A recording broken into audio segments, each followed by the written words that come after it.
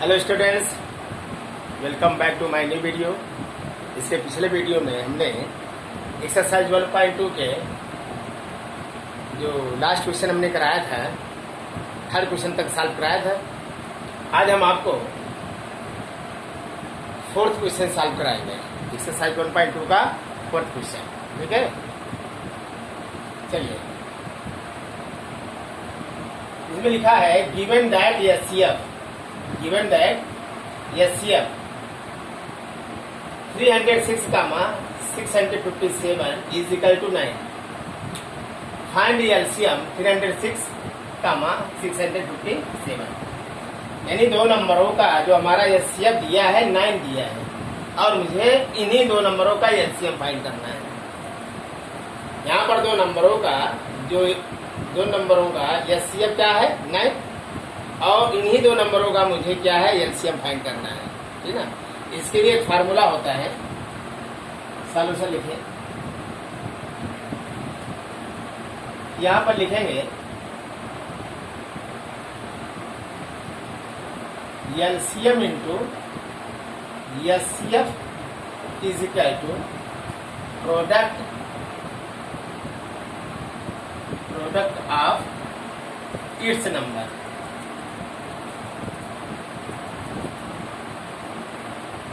इसी फार्मूले से ये सॉल्व हो। LCM into HCF is equal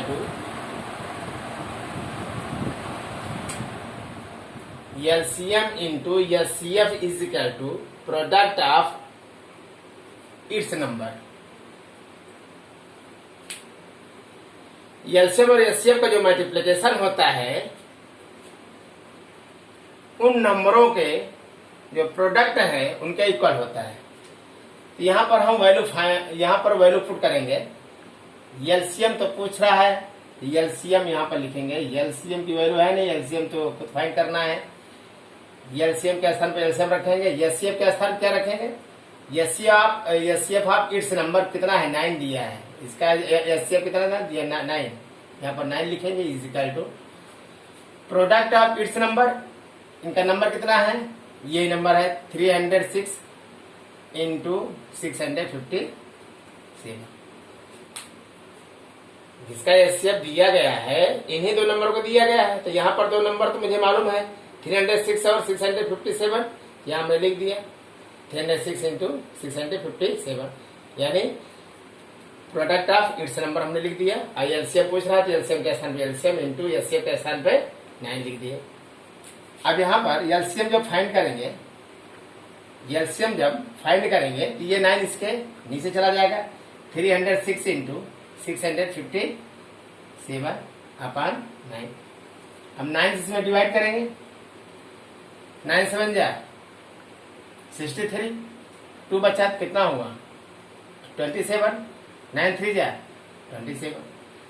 अब 306 इंटू 73 में जब मल्टीप्लाई करेंगे देखते हैं कितना आता है।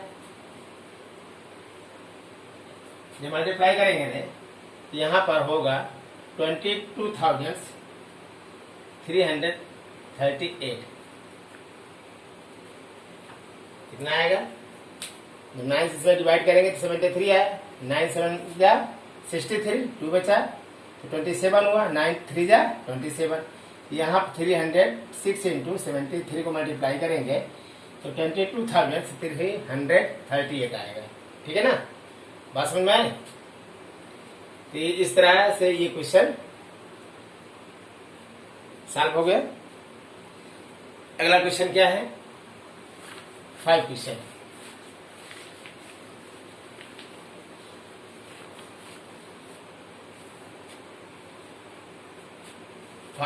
है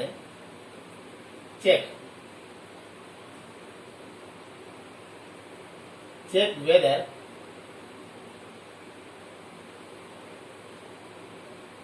six power n can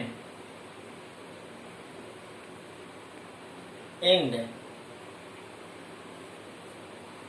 with the digit 0 for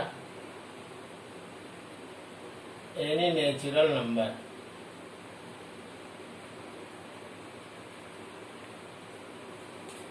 any natural number. यहां पर आपको चेक करना है, क्या चेक करना है? Check whether 6 power n can end with the digits 0 for any natural number. Check कीजिए कि 6 power n में 6 power n can end with the digit 0 for any natural number. Any natural number मतलब किसी भी natural number n के स्थान पर अगर कोई नेचुरल नंबर यहाँ पर रखते हैं तो क्या उसको सॉल्व करने पर यहाँ पर 0 होगा? क्या 0 के बराबर आएगा? आपको ये चेक करना है कि 6 power n पर अगर कोई भी नेचुरल नंबर n के स्थान पर अगर कोई वैल्यू रखते हैं, कोई नेचुरल नंबर यहाँ पर रखते हैं n के स्थान पर, तो उसको जब हम सॉल्व करेंगे, हल करेंगे, तो क्या वो 0 आएगा? With the digit for 0, with the digit 0, क्या उसमें डिजिट 0 आएगा? नहीं आएगा। इसके लिए आपको फार्मूला लिखना होगा। लिखे इफ, यहां सारे से लिखे, यहां पे लिखे if a number ends with 0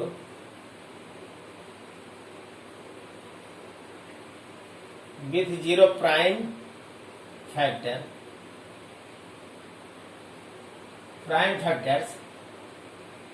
must be 2 into 5। इसके लिए ये फार्मूला जरूरी है। मैंने कहा है इफ ए नंबर इंस, किसी भी नंबर का जो इंस है with 0, prime factors must be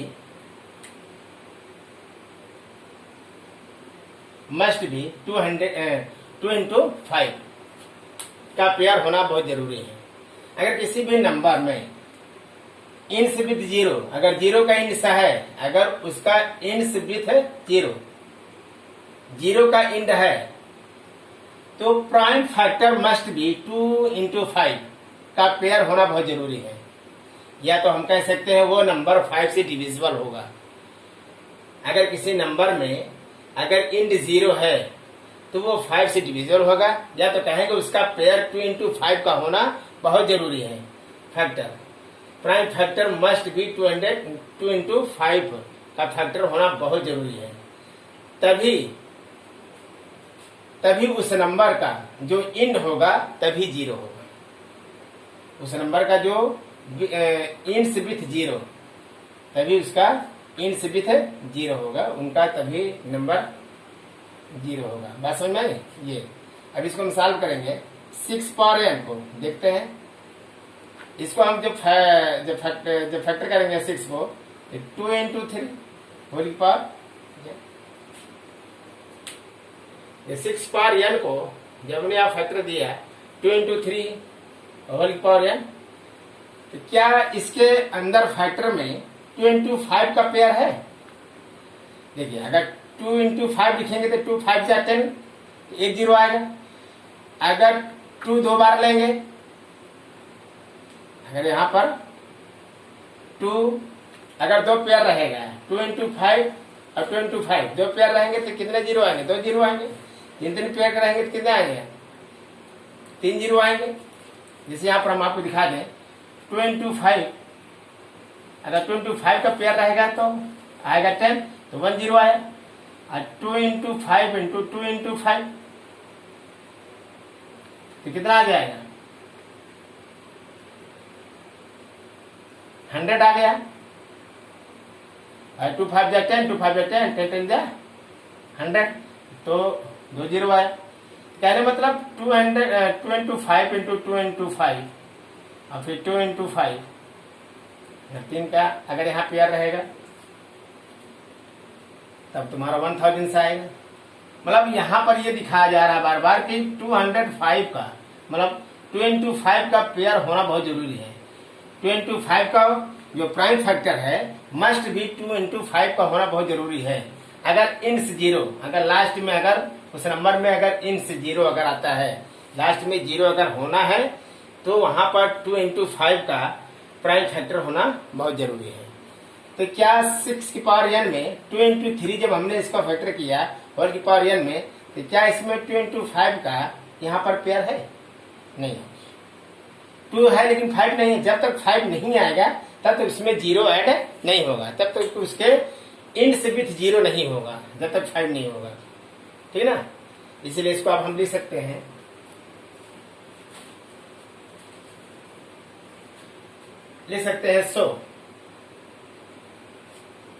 so there is no n belongs natural number for which 6 power n ends with the digit 0। इस प्रकार हम लिख सकते हैं कि there is no natural number, there is no n belongs natural number, मतलब ये n किसी भी नेचुरल नंबर को नहीं बिलोंग करेगा फॉर विच 6 पर n इंस विद द डिजिट 0, जो कि यहाँ पर 6 पर n में उस नंबर में कोई इंस 0 आ जाए। इसलिए यहाँ पर इस n पर कोई नेचुरल नंबर बिलोंग नहीं करेगा, या हम ऐसा कोई नेचुरल नंबर नहीं रख सकते हैं जो इसको सॉल्व करने के बाद यहाँ पर इंस में 0 आ जाए। जब तक 5 नहीं होगा तब तक 0 नहीं आएगा। ठीक है ना, बात समझ में? चलिए इसका अगला क्वेश्चन देखें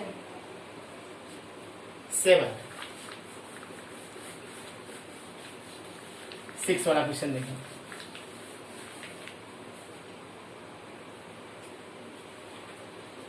सिक्स क्वेश्चन है, एक्सप्लेन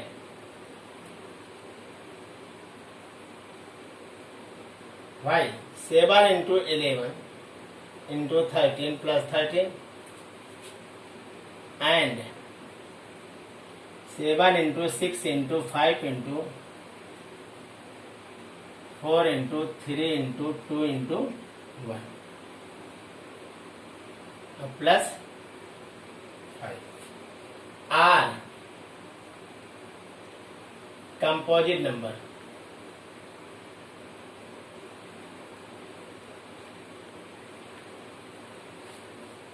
एक्सप्लेन,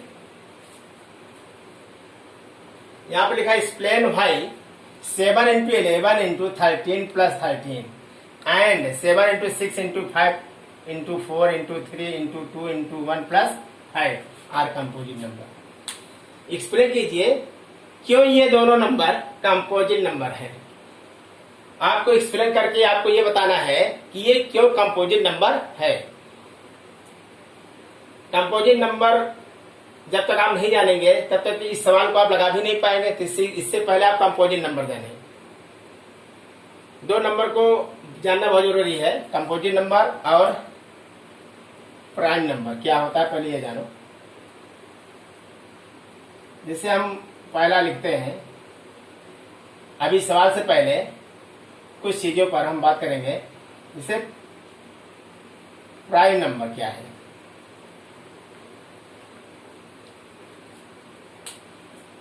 क्या होता है प्राइम नंबर? जो नंबर इटसेल्फ और वन, जो वन और इटसेल्फ से इसका फैक्टर हो, जिसका इटसेल्फ और वन फैक्टर हो, वो तुम्हारा क्या होता है? Prime number. जैसे मान लो यहां पर हमने 13 लिखा है, 13 या तो 13 से डिवाइड हो गया या तो 1 से डिवाइड हो, और इसका कोई नंबर है नहीं। ये तुम्हारा क्या नंबर है? Prime number. तो ऐसा प्राइम नंबर जो स्वयं मतलब इटसेल्फ, जो अपने आप से और 1 से डिवाइड हो, तो तुम्हारा प्राइम नंबर है। दूसरा क्या है? Composite number. Composite number, composite number यह है, मान लो जैसे 8 लिखा,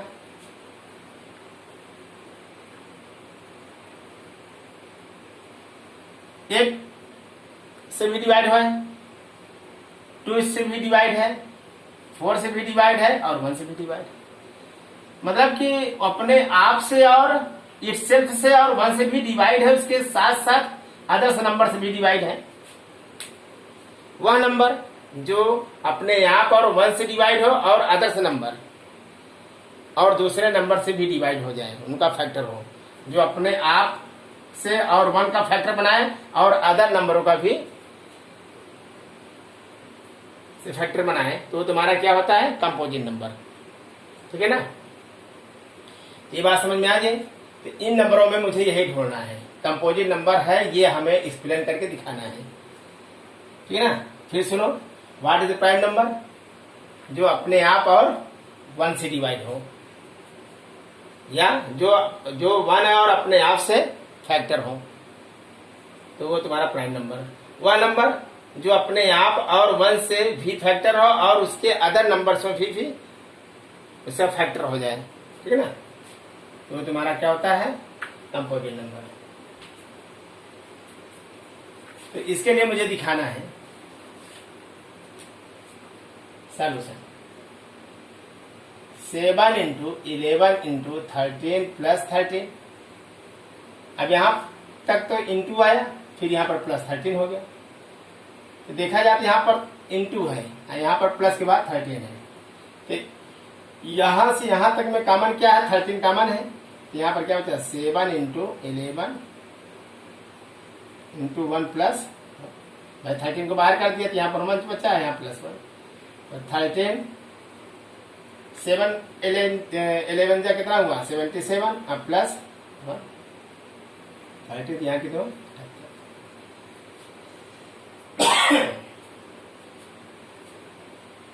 अब ये 78 जो है, मान लो यहाँ 78 का फैक्टर करेंगे,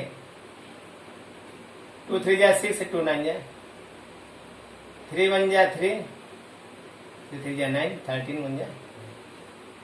तो 78 जो है 13 से भी डिवाइड है और 1 से भी डिवाइड है और 2 से भी डिवाइड होगा, 3 से भी डिवाइड होगा। मतलब कि इटसेल्फ 78। तो यहां पर 13 इंटू 39, 39 टू जा कितना? 78 इंटू, देखा जाए तो 78 का जो फैक्टर है वो 13 भी है और 1 भी है। 13 से भी कर सकता है, 1 से भी कर सकता है डिवाइड, मतलब 13 भी इसका फैक्टर है और 1 से भी फैक्टर है, और 39 टू इसके अदर नंबर से फैक्टर है। तो ये तुम्हारा क्या है? Composite number. क्या है? Composite number. ठीक है ना? ये तुम्हारा क्या है? Composite number. तो फिर सुनिए, इसमें 13 हमने कॉमन ले लिया, तो 7 को 11 से मल्टीप्लाई किया तो कितना है? 77। 77 बन जाए, 77 प्लस 1, फिर यहाँ पर 77 प्लस 1 कितना हुआ? 78। और 78 का जो हम फिर यहाँ पर फैक्टर किए तो 39 इंटू 2 भी आ सकता है। तो कहने का मतलब यहाँ पर 13 भी है और 1 भी है, और उसके अलावा जो अदर नंबर है 39 और 32 इसके भी फैक्टर है। ये कंपोजिट नंबर। मतलब कंपोजिट नंबर क्या होता है? जो सेम हो और 1 का, ऐसा वह नंबर जिसका इटसेल्फ से हो और 1 से हो और उसके अदर नंबर से भी फैक्टर हो, तो तुम्हारा कंपोजिट नंबर होता है। ठीक है ना? इसका दूसरा देखिए, 7 into 6 into 5 into 4 into 3 into 2 into 1 plus 5।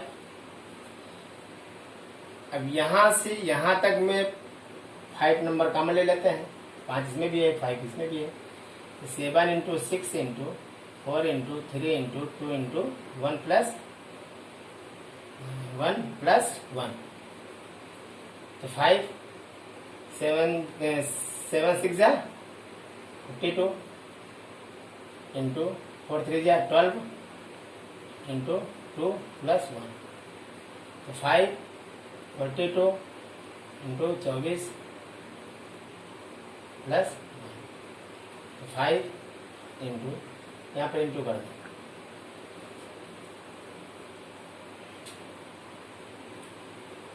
अब यहाँ पर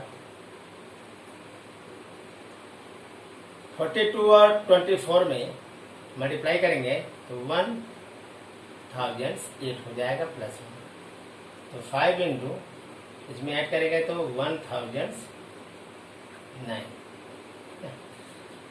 देखा जाए तो इसका जो हमारा फैक्टर होगा 5 भी है, इसका भी जब हम करेंगे तो 5 भी है, 1 से भी है, ठीक है ना, 5 से भी हो सकता है, 1 से भी हो सकता है डिवाइड, और इसके अलग भी फैक्टर होंगे, इनके अलग भी 5 भी फैक्टर है और 1 भी फैक्टर है, और इसका जब अलग से निकालेंगे तो इसके अदर भी नंबर निकलेंगे, इसलिए तुम्हारा इसलिए क्या है, ये कंपोजिट नंबर, क्या है, कंपोजिट नंबर, ठीक है ना। इस तरह आप इसको लगा सकते हैं। अगला क्वेश्चन देखिए,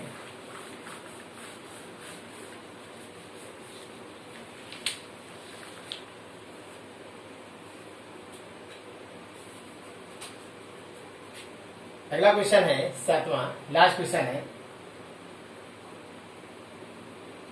there is a circular path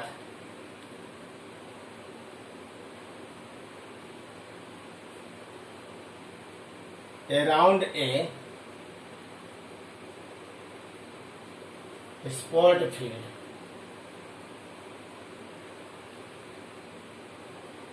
Sonia takes 18 minutes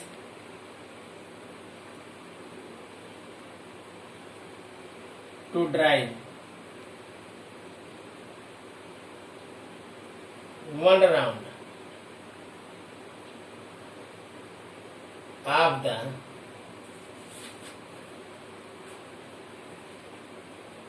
the field, while Ravi takes 12 minutes.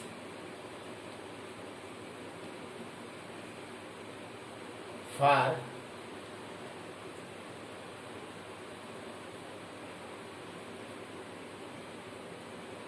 same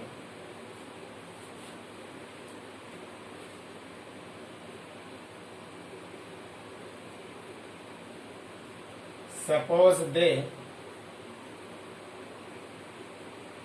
both start at the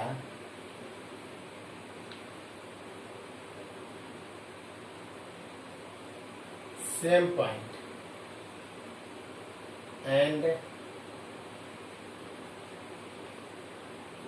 at the same time and go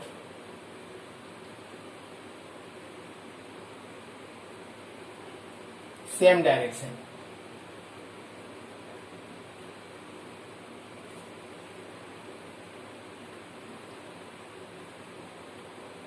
After how many minutes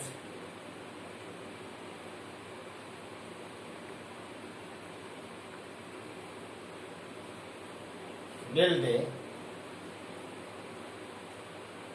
again at the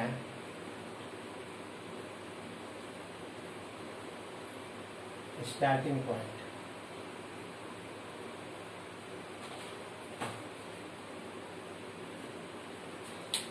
देखने में तो question बहुत बड़ा लग रहा है, लेकिन इसमें कुछ नहीं है।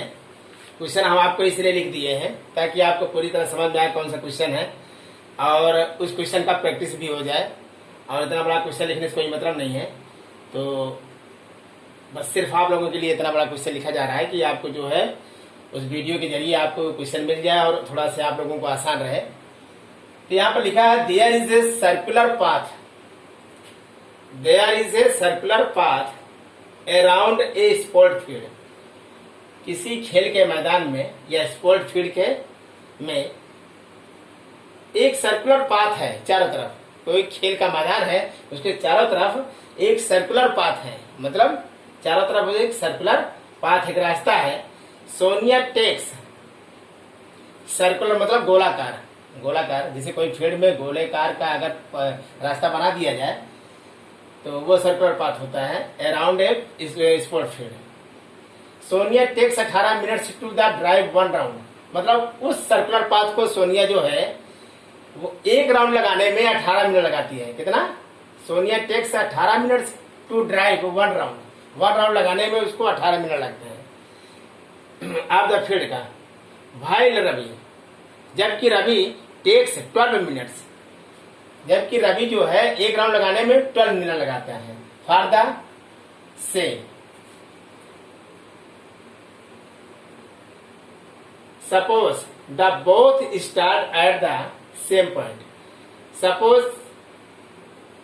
सपोज करिए कि दोनों जो है एक ही स्थान से दौड़ना स्टार्ट करेंगे and at the same time, और एक सेम समय से, मतलब उनके जो है जहां दौड़ने का स्थान है, जहां पर पॉइंट होगा दौड़ने का पॉइंट, सेम पॉइंट्स होगा और सेम टाइम होगा और सेम डायरेक्शन होगा, एक ही दिशा में दौड़ेंगे। तो आफ्टर हाउ मेनी मिनट्स, कितने समय के बाद, अगेन पुनः एट द स्टार्टिंग पॉइंट, जहां से स्टार्ट किए हैं पुनः उस स्टार्टिंग पॉइंट पे कब मिलेंगे। ठीक है ना?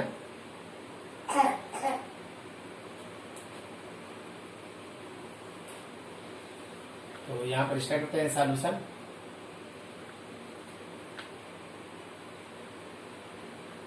सोनिया टेक्स 18 मिनट्स और रवि टेक्स 12 मिनट्स। ध्यान दीजिए, इन दोनों का एलसीएम निकालना पड़ेगा। तो 18 का जो फैक्टर करेंगे,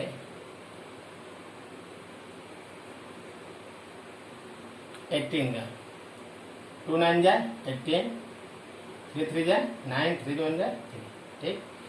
और 12 पे क्या होगा? 2 6 जा 12, 2 3 जा 6, 3 1 जा 3, निकल आ गया। अब यहाँ पर 18 का 2 इंटू 3 इंटू 3, और 12 का क्या हो जाएगा? 2 इंटू 2 इंटू 3। एलसीएम में हम आपको बताया है जो कॉमन है उसको एक ही बार लेंगे। जैसे यहाँ पर 3 कॉमन है, उसको एक ही बार लेंगे, बाकी सब उतार लेंगे। यहाँ 2 कॉमन है और 3 कॉमन है, बाकी 3 और 2 अलग अलग है, तो 3 गुणे 2, तो 2 3 6, 6 3 18, 18 2 36। यहाँ 36 मिनट बाद स्टार्टिंग पॉइंट पे फिर उनको स्टार्टिंग पॉइंट पे फिर आ जाएंगे। ठीक ना? After how many minutes will they again at the starting point, मतलब वो उस 36 मिनट बाद फिर उसी स्टार्टिंग पॉइंट पे आ जाएंगे। बस समझ में आई? बस क्वेश्चन थोड़ा बड़ा था, इसका जो थ्योरी है बड़ा है, लेकिन इसका सॉल्यूशन जो है बहुत छोटा है। कुछ नहीं, एलसीएम निकालना था बस। उन दोनों को समय का एलसीएम निकाल के आपको देख लेना है कितने मिनट बाद आ जाना है। ठीक है ना? इसमें कोई दिक्कत, अगर दिक्कत हो तो फिर बता जाएगा फिर से। ठीक है ना? फिर हम मिलेंगे नेक्स्ट वीडियो में। तब तक आप लोग जितना मैंने आप एक्सरसाइज 1.2 के जितने क्वेश्चन हमने बताया है तब तक इसको आप रिवीजन करते रहिए। फिर हम जो है नेक्स्ट वीडियो लेके आएंगे 1.3 चैप्टर 1.3 में नेक्स्ट वीडियो में आपको बताएंगे। तो अगर आपको वीडियो अच्छा लग रहा है कि बहुत समझ में आ रहा है, सब कुछ अच्छा है, तो वीडियो को ज़्यादा से ज़्यादा लाइक और शेयर जरूर करें। और जो नए स्टूडेंट्स हैं उनके लिए खासकर मैं बता रहा हूँ, जो नए स्टूडेंट्स हैं जो अब तक हमारे चैनल को सब्सक्राइब नहीं किए हैं वो चैनल को सब्सक्राइब जरूर कर लें, ताकि हमारे जो आने वाले वीडियो हो आपको उनके लिंक मिल जाए। थैंक्स।